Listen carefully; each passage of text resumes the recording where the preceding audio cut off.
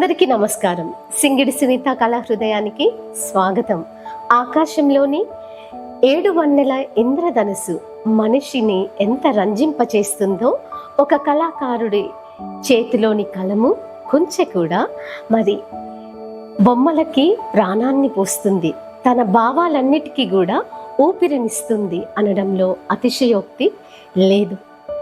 చాలా కాలం క్రితం తన అక్కతో కలిసి ఒక కాపరిగా పశువులని కాస్తూ, తన అక్క బంకమట్టితో బొమ్మల్ని చేస్తూ ఉంటే తాను కూడా అక్కను అనుసరిస్తూ మరి తాను ఆ బంకమట్టితో బొమ్మలు చేస్తూ ఇప్పుడు ప్రస్తుతం మరి అపర బ్రహ్మగా మన ముందు నిలిచారు. వారెవరో కాదు, 64 కళలకు నిలయమైనటువంటి ఓరుగల్లు సమీపంలో ఉన్న మామునూరులో పుట్టి పెరిగి శంభున్పేటలో నివసిస్తున్నటువంటి కలకొట్ల కుమార్ సార్ ఉన్నారు.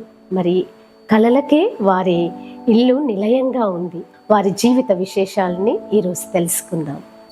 నమస్కారం అండి కుమార్ గారు. నమస్తే మేడం గారు. మీరు మరి మామునూరులో పుట్టి పెరిగారు. మీ విద్యాభ్యాసము, మీ తల్లిదండ్రుల గురించి మాతో పంచుకుంటారా? మాది మామునూరు గ్రామం. అది రైతు కుటుంబం. మా నాన్న కల్లకొట్ల చంద్రయ్య, కల్లకొట్ల కొమ్మరమ్మ మా అమ్మ. మాకు 2 అక్కలు, పెద్దక్క కొమ్మరమ్మ, రాజమ్మ, మా చెల్లెళ్ళు వెంకటమ్మ. అయితే రాజమ్మ అనే మా అక్క, మాకు వ్యవసాయం ఉండేది. మా అక్కతోటి పాటు నేను కూడా పోయేది. ఆమె చెర్లో బర్లను అవన్నీ మేపేదానికి తోలినాక రాగడి మట్టితోని బొమ్మలు చేసేది. సరే నేను కూడా మా అక్కను ఫాలో అయ్యి నేను కూడా చేయడం. నా జీవితంలో జరిగింది ఒక సంఘటన ఏంటంటే, నేను ఉరుకుతా అంటే ఒక ఈతములు కాలు దిగింది. అది దిగినాక దాన్ని పీకితే కింద నుండి పైనుండి రక్తం వెళ్ళింది. ఆ రక్తం చూసినాక నేను జీవితాంతం ఇదే నాకు కష్టపడడం, మా నాలెక్క నేను ఇదేమైనా కష్టపడితే బాగుండేది, అందరూ బడికి పోయి మంచిగా చదువుకుంటారు, మంచి బట్టలు వేసుకుంటాను, నాకు ఎందుకు ఇట్లా ఆలోచించాను అనుకొని నేను మా నాన్నకి వచ్చి, నాన్న నేను బడికి పోతా అంటే, బడిలో ఏమున్నది నాన్న, మనకు వ్యవసాయం ఉన్నది, నేను బడికి పోయి చదువుకోవాలి, నేను ఏదో జాబ్ చేయాలని మనసులో ఉండేది. అయితే మళ్ళీ ఆ బర్లను కొట్టుకుపోయి బడి దగ్గర చుట్టూ వేసి పెట్టేది. మామునూరులో ఆ బయట బ్లాక్ బోర్డ్స్ ఉంటే ఆ సాక్ పీస్తోని బొమ్మలు వేసేది. నేను నా బర్రెలను, దుడ్డలను ఆ బొమ్మలు ఎట్లుంటే అట్లా చేసేది. అదే నాకు వాళ్ళకన్నా మొదలు ఇదే ప్రాక్టీస్ అయింది. తర్వాత బడి పోయినాక ఒక కాబెట్టుకొని ఎప్పటికీ మా క్లాస్మేట్స్ బొమ్మ దించేది. వాడిని దించి వాని ఫోటో ఆర్ట్ వేసేది. తర్వాత మామునూరులో 7th వరకు అయిపోయినాక బొల్లికుంటలో, అది 80లో నేను 8th క్లాస్ చదువుతున్నా, చెట్టు కింద క్లాస్ నడుతాను. డిడ్డి లక్ష్మీనారాయణ సార్ మా గురువు గారు ఉన్నాడు, మ్యాథ్స్ చెప్తున్నాడు. ఆయన చూసుకుంటూ ఆ బొమ్మ వేసాను. నేను ఒక కాపులు దించుకొని పెట్టుకునేది నేను అంతే. అయినాక మా క్లాస్మేటు రాధాకృష్ణ అంటే ఆయన ఉండేది.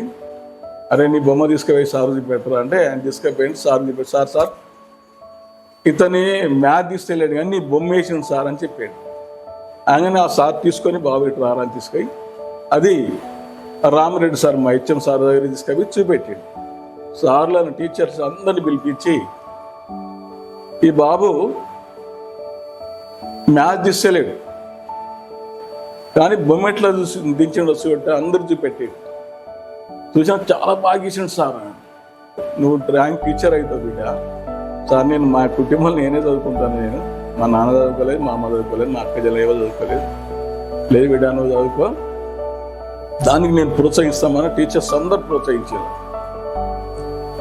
మరి హన్మకొండలో బాల సముద్రంలో ఫైన్ ఆర్ట్ ఇన్స్టిట్యూట్ ఉండే, ఆ ఇన్స్టిట్యూట్కి కె రవీంద్ర సార్ తీసుకెళ్ళి అక్కడ జాయిన్ చేయించి, అక్కడ ఒక 45 మందిలో నేను 8th క్లాస్ స్టూడెంట్, చాలా మంది ఇంటర్మీడియట్ డిగ్రీ చదివిన వాళ్ళు ఉన్నారు.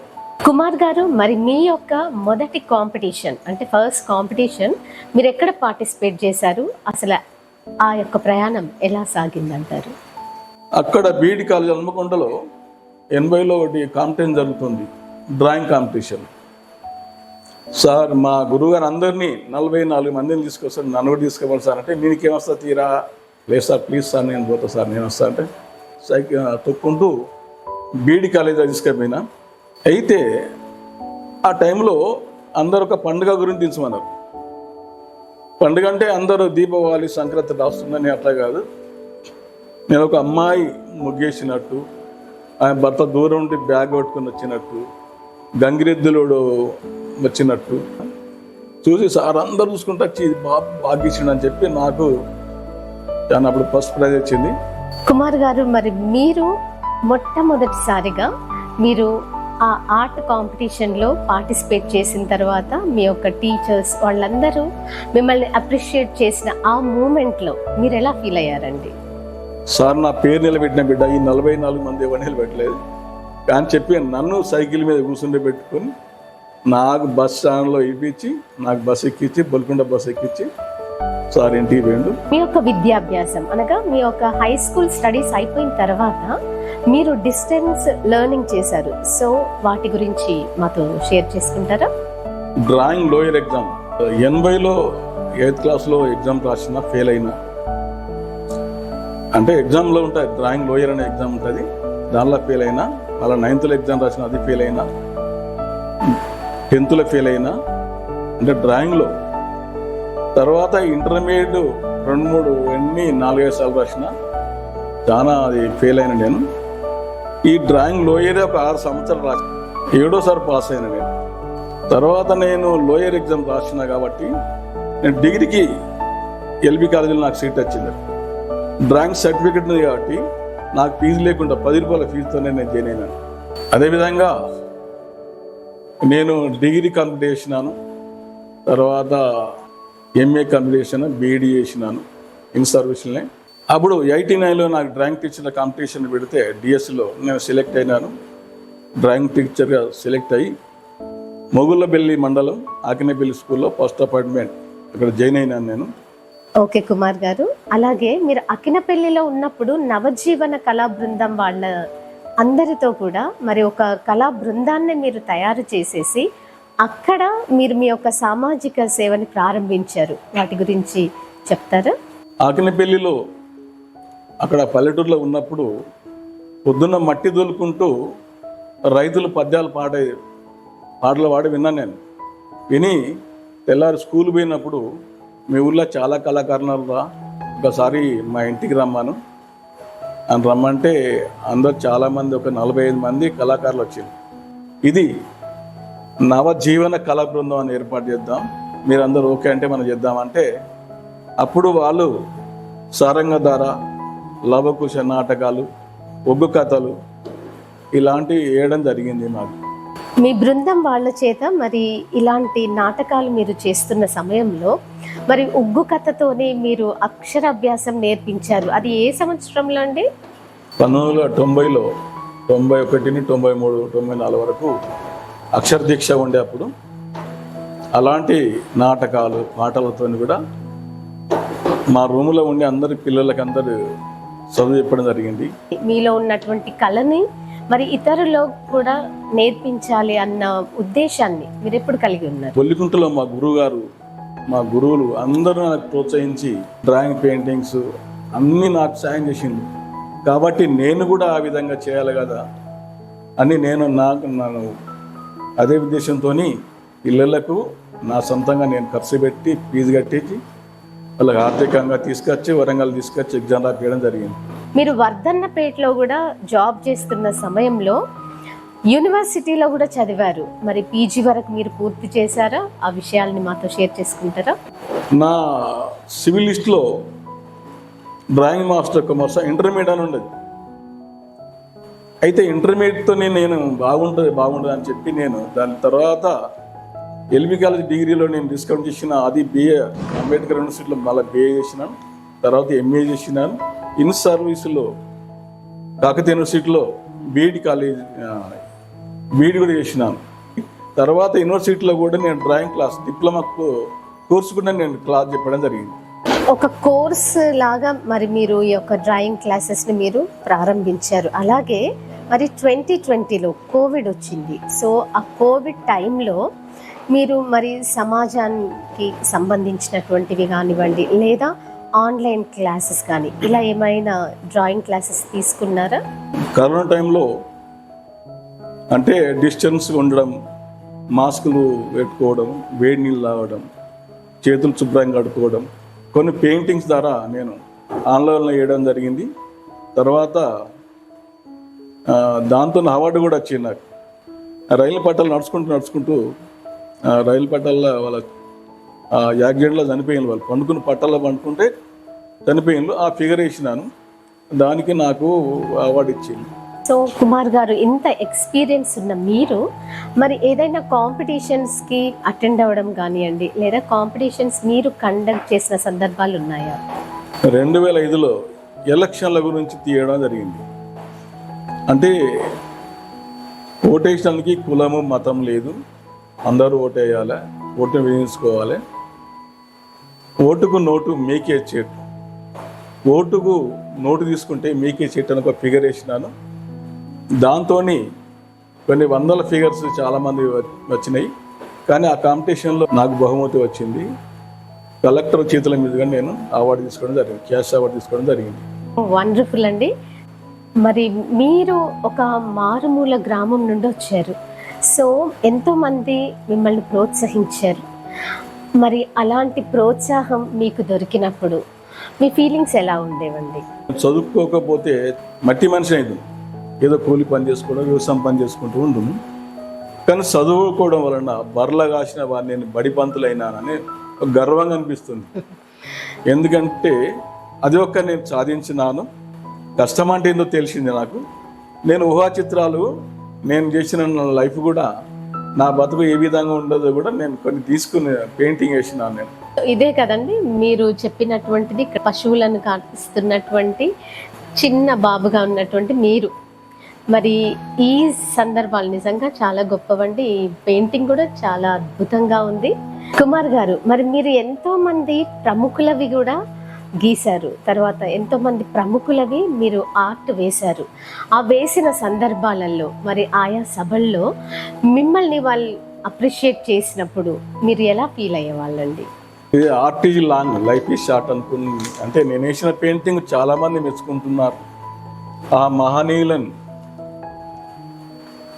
సాహు మహారాజు, కేరే రామస్వామి, నారాయణ గురు, రవిదాస్, ఇలాంటి పెద్ద పెద్ద గొప్ప వాళ్ళని బొమ్మలు వేసినప్పుడు నేను చాలామంది మెచ్చుకొని నన్ను గౌరవించిండ్రు. వాళ్ళ జీవిత చరిత్ర తెలుసుకుంటున్నాను. కుమార్ గారు, మరి బాపు బొమ్మని చాలా అందంగా గీశారు మీరు. బాపు వేసినటువంటి బొమ్మ, మరి ఇది వేసినప్పుడు తనికెళ్ళ బర్ని గారు మీకు అవార్డు ఇచ్చారు. దాని గురించి మాతో షేర్ చేసుకుంటారా? బాపు జన్మదిన సందర్భంలో ఈ బాపు చిత్రాలు వేసినప్పుడు నాకు ఈ అవార్డు ఇవ్వడం జరిగింది. కుమార్ గారు, మరి మీ యొక్క ఓన్ ఫ్యామిలీ, మరి మీ యొక్క బాబు, మీ యొక్క సతీమణి గారు, వీళ్ళందరూ కూడా మరి మిమ్మల్ని మెచ్చుకుంటున్న సమయంలో మీరు ఎలా ఫీల్ అయ్యేవాళ్ళు? అలాగే ఫ్యామిలీ లైఫ్ని మరి యొక్క పెయింటింగ్ అంతటిని కూడా మీరు ఎలా బ్యాలెన్స్ చేయగలుగుతున్నారు? మా వైఫ్ జయ, మా అబ్బాయి మణిచంద్, వీళ్ళు చాలా ప్రోత్సహించారు నాకు. అంటే వాళ్ళు ఎన్నడూ నాకు ఆటంకం చేయలేదు. చాలామంది పబ్లిక్ కూడా నన్ను ప్రోత్సహించడం చేస్తుంటే వాళ్ళు కూడా చాలా ఎంకరేజ్ చేసింది. మా అబ్బాయి కూడా ఆర్టిస్టే, ఆయన కూడా లోయర్ హయ్యర్ అని పాస్ అయినాడు, ఎంటెక్ కూడా చేసి ఉండదు. కుమార్ గారు, మరి మీరు నవజీవన కళా బృందాన్ని తయారు చేశారు. అంతేకాకుండా మరి ఎన్నో పాటల ద్వారా, పౌరాణిక నాటకాల ద్వారా మీరు మరి అక్షరాభ్యాసం నేర్పించారు. అంతేకాకుండా మరి దీపిక ద్వారా కూడా మీరు ఎంతో సమాజ సేవని, సంఘ సేవని చేశారు. మామ్నూరులో మీరు స్నేహ కళా బృందాన్ని కూడా నిర్వహించారు. సో వాటి గురించి చెప్పండి. మామ్నూరులో స్నేహ కళా బృందం ఏర్పాటు చేయడం జరిగింది. తర్వాత కొంతమంది పిల్లలతోని పాటలు పాడేయడం, నాటకాలు వేయడం, డాన్స్ చేయడం జరిగింది. మేము చాలా కార్యక్రమాలు చేయడం జరిగింది. ఓకే అండి. అలాగే రాష్ట్ర ప్రభుత్వం వాళ్ళు మరి ఏ ఏ పురస్కారాలతో మిమ్మల్ని సత్కరించారు? మీకు వచ్చినటువంటి బిరుదులు ఏంటండి? నాకు 2005లో మన్రాయ్ స్కూల్లో జిల్లా బెస్ట్ టీచర్ అవార్డు వచ్చింది. స్టేట్ అంబేద్కర్ ఫెలోషిప్ అవార్డు వచ్చింది. జ్యోతిరావు పూలే అవార్డు వచ్చింది. ఆన్లైన్లో చాలా అవార్డ్స్ వచ్చినాయి. కళా సామ్రాట్ అవార్డు వచ్చింది, తర్వాత విశ్వగురు అవార్డు వచ్చింది, క్రియేటివిటీ అవార్డు వచ్చింది, ఇండియా ఫెలోషిప్ అవార్డు వచ్చింది. చెన్నై నుండి, ఢిల్లీ నుండి. నేను అమెరికాలో ముల్క పత్రికకు నేను పెయింటింగ్స్ చాలా వేసిన, ఆన్లైన్లో వాట్సాప్లో పంపిస్తే అవి కూడా నాకు అవార్డులు రావడం జరిగింది.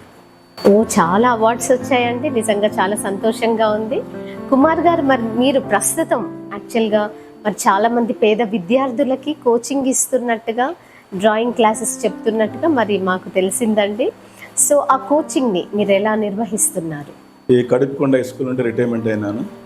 ఇప్పుడు ఖాళీగా ఉండకుండా నేను పిల్లలకు ఉచిత కోచింగ్ ఇస్తున్నాను, సొంతంగా ఫీజు కడుతున్నాను. నేను నాకు ఎట్లా ప్రోత్సహించాలో ఆ విధంగా నేను బీద పిల్లలకు నేను ఫీజు కట్టి వాళ్ళ ఎగ్జామ్లకు ఇస్తున్నాను.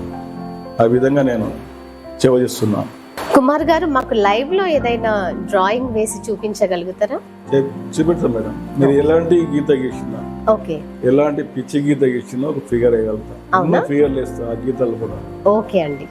వ్యాస్, మరి మనకు కుమార్ గారు ఇప్పుడు లైవ్ లోనే ఒక ఆర్ట్ వేసి చూపిస్తారు.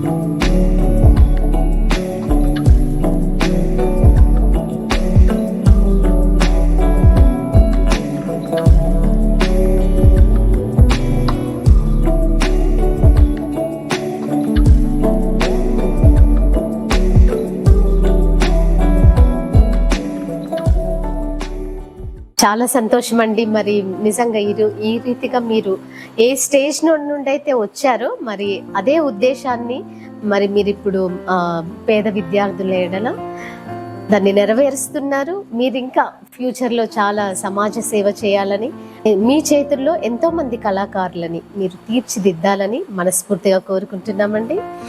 వ్యూయర్స్, చూశారు కదండి, మరి ఈరోజు మన యొక్క సింగిడి సునీత కళాహృదయంలో మరి కుమార్ గారి జీవిత చరిత్రని చూసాము. వారు నిజంగా చాలా మందికి ఇన్స్పిరేషన్గా నిలిచారు. థ్యాంక్ యూ సో మచ్ అండి కుమార్ గారు. Thank you madam. మరొక కళాకారుడితో మళ్ళీ మీ ముందుంటాను. అంతవరకు సెలవు తీసుకుంటున్నాను. సర్వే జన సుఖినో భవంతు, మేరా భారత్ మహాన్. ఇట్లు మీ సునీత ప్రవీణ్.